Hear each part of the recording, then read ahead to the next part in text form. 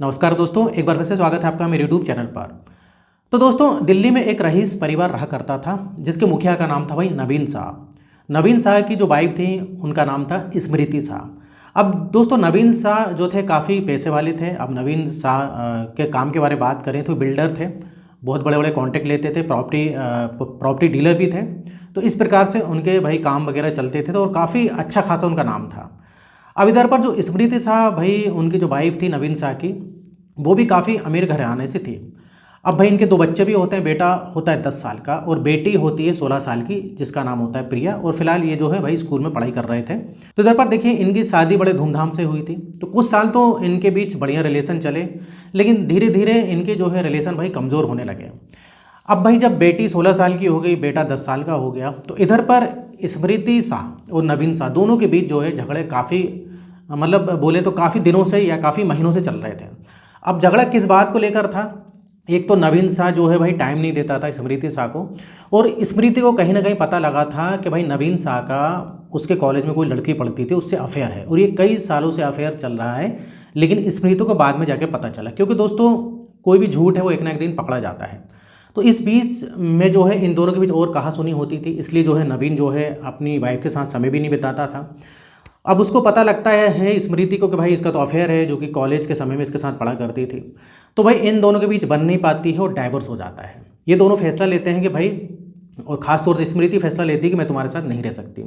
अब इनका डाइवोर्स हो जाता है, और डाइवोर्स में काफ़ी अच्छा खासा पैसा जो है नवीन शाह से स्मृति शाह को मिलता है। और ऑलरेडी भाई स्मृति जो थी ना, वो पहले से ही काफ़ी पैसे वाली थी, क्योंकि उसके पिताजी भी जो थे वो भी बिल्डर थे। तो इस प्रकार से जो है दोनों ही पैसे वाले थे। अब इधर पर जो स्मृति शाह थी वो महाराष्ट्र नागपुर आ जाती है। महाराष्ट्र नागपुर जहाँ की वो रहने वाली थी, क्योंकि भाई तलाक वगैरह हो गया था, तो वो सोचती है कि महाराष्ट्र नागपुर ही चलती हूँ। उधर पर एक जो है उसका मकान भी था, जो कि पिताजी ने उसके नाम करके रखा था। वहाँ पर बच्चों के साथ रहने लगती, बच्चों को वहीं पर स्कूल वगैरह में जो है डाल देती वो। अब इधर पर होता क्या है कि स्मृति साहब बोलती है कि भाई कुछ ना कुछ तो करना पड़ेगा, क्योंकि भाई पैसे तो हैं, लेकिन पैसे भाई कब तक चलेंगे, ख़त्म हो जाएंगे, या फिर बैठे बैठे क्या करेंगे। तो स्मृति साहब भी अपने एक बिजनेस खोलती है, और वो भी प्रॉपर्टी का ही काम करती है। जी हाँ दोस्तों, जब वो प्रॉपर्टी का काम करती है, ज़मीन, क्योंकि पैसा तो था, ज़मीन उधर पर जो है पहले से भी थी उसके पास, और भी वो खरीद लेती है। अब उसको वो खरीदती बेचती भी है, कुछ प्लॉट्स वगैरह रहते हैं उसमें भाई, मकान वगैरह या बिल्डिंग वगैरह बना के, फ्लैट वगैरह बना के बेचती है। तो उसका धंधा चल पड़ता है और काफ़ी अच्छा खासा फ़ायदा होता है। और उसने जो एक मैनेजर रखा था, जो कि काफ़ी अच्छा था, इंटेलिजेंट था, और ये मैनेजर काफ़ी मदद करता था उसके बिजनेस में, और जिसका नाम था भाई राघव ठाकुर। अब राघव ठाकुर के बारे में थोड़ी सी बात करें तो 32 साल के आसपास उसकी उम्र थी, और जो है वो उसका भी डाइवोर्स हो चुका था। जी हाँ दोस्तों, डाइवोर्स हो चुका था, उसको कोई बच्चे वगैरह नहीं थे। फिलहाल वो अकेला रह रहा था, और इस प्रकार से जो है काफ़ी इंटेलिजेंट था। लेकिन वो तो इधर जो है, जो स्मृति शाह का जो बिज़नेस है वो काफ़ी अच्छी तरीके से वो आगे बढ़ाता है। और राघव ठाकुर देखने में अच्छा था, जिम वगैरह भी जाया करता था, बॉडी वगैरह भी अच्छी थी भाई। तो इस प्रकार से स्मृति काफ़ी प्रभावित होती है कि भाई राघव जो है काफ़ी उसकी एक प्रकार से बिजनेस बढ़ाने में हेल्प कर रहा है। इस प्रकार से भाई कुछ साल तो चलता है। अब इधर पर क्या होता है कि इन दोनों के बीच जो है अच्छी बॉन्डिंग हो जाती है, दोस्ती टाइप की हो जाती है। मतलब फिर जो स्मृति होती है वो मैडम या फिर बोले तो मालकिन नहीं रहती है, दोस्त हो जाती है। दोस्त से फिर इन दोनों के बीच में अफेयर हो जाता है भाई। अब इधर राघव था, राघव जो था वो ये सोचता था कि स्मृति के पास काफ़ी पैसा है, तो वो पैसे के लिए जो है भाई मतलब उससे रिलेशन बनाता है। अब राघव ठाकुर को पता था कि भाई स्मृति के पास जो काफ़ी जो है भाई पैसा है, तो वो उसको छोड़ना नहीं चाहता था। और करीब अगर बोले तो स्मृति शाह की जो उस समय उम्र हो रही होगी करीब 44 साल, मतलब 10-11 साल बड़ी थी उससे। और उसकी जो प्रिया बेटी थी स्मृति की, उसकी उम्र करीब 21 साल की हो चुकी थी उस समय।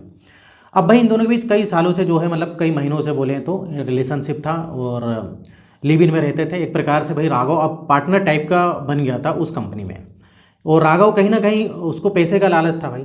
अब एक दिन क्या होता है कि इसकी जो बेटी है प्रिया, स्मृति की जो बेटी होती प्रिया, वो जो है जिम वगैरह जाने की जो है, मतलब मम्मी से बोलती है कि माँ मुझको जो है जिम वगैरह ज्वाइन करने के लिए सोच रही हूँ, क्योंकि फिजिकल फिटनेस तो सभी को दोस्तों ज़रूरी है। तो इधर स्मृति साहब बोलती ठीक है, तुम जिम वगैरह जाओ, और एक काम करो, राघव जो मेरा मैनेजर है उससे तुम जो है बात कर लो, क्योंकि वो भी भाई जिम वगैरह जाता है और काफ़ी सालों से जा रहा है। अब प्रिया जो है भाई राघव से बात करती, तो राघव बोलते ठीक है, मेरी जिम में तुम आओ, मैं जो है भाई डेली इतने बजे सुबह जाता हूँ। तो राघव जो है अपनी जिम में जो है प्रिया को ज्वाइन करवा देता है। अब बढ़िया से उसको जिम वगैरह करवाता है। ऐसे करते करते 2-3 महीने हो जाते हैं। तो कहीं ना कहीं जो मैनेजर था उसको प्रिया के प्रति जो है वो आकर्षित हो जाता है। एक प्रकार से बोले तो उससे उससे जो है प्यार हो जाता है, क्योंकि देखिए राघव ठाकुर को जो प्रिया की जो माँ थी स्मृति, उससे प्यार मोहब्बत नहीं था, उससे सिर्फ लालच था। अब प्रिया भी जो उससे काफ़ी इंप्रेस हो जाती है, क्योंकि राघव ठाकुर दिखने में अच्छा था और बहुत ज़्यादा उसकी भाई एज भी नहीं थी। मतलब करीब बोले तो 32 साल की एज थी, लेकिन जो है इतना वो मतलब दिखता काफ़ी सही था।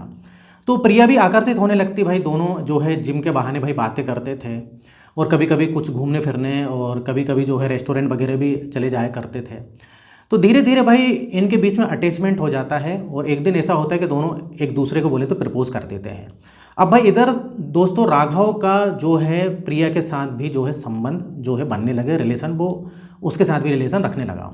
दोनों कई बार जो है होटलों में जाया करते थे, इधर उधर घूमना फिरना, होटल में जाना। इस प्रकार से राघव ठाकुर का भाई स्मृति की बेटी के साथ भी अफेयर होने लगा। अब इधर जो स्मृति थी भाई, स्मृति ने तो ये सोचा था कि चलो भाई राघव जो है इसकी मदद करा देगा, क्योंकि उसको जिम वगैरह जाना है। तो राघव जो है, और वैसे भी राघव और स्मृति के रिलेशन तो अच्छे ही थे और एक प्रकार से स्मृति ये सोचती थी कि ये बेटी जैसी है राघव की। तो ये स्मृति ने कभी नहीं सोचा था कि उसी की बेटी के साथ जो है ये गलत काम करेगा। अब भाई प्रिया और जो है राघव दोनों में काफ़ी प्यार हो जाता है। अब लेकिन वही कहते हैं ना कि कुछ भी दोस्तों इस प्रकार से जो चीज़ें होती ज़्यादा दिन छुपती नहीं हैं। अब धीरे धीरे क्या होता है कि स्मृति को कुछ जो है पता लगता है कि भाई उसकी बेटी और ये जो उसका मैनेजर है या फिर जो भी बोले बॉयफ्रेंड है, इसका जो है राघव का और प्रिया का जो है भाई अफेयर है।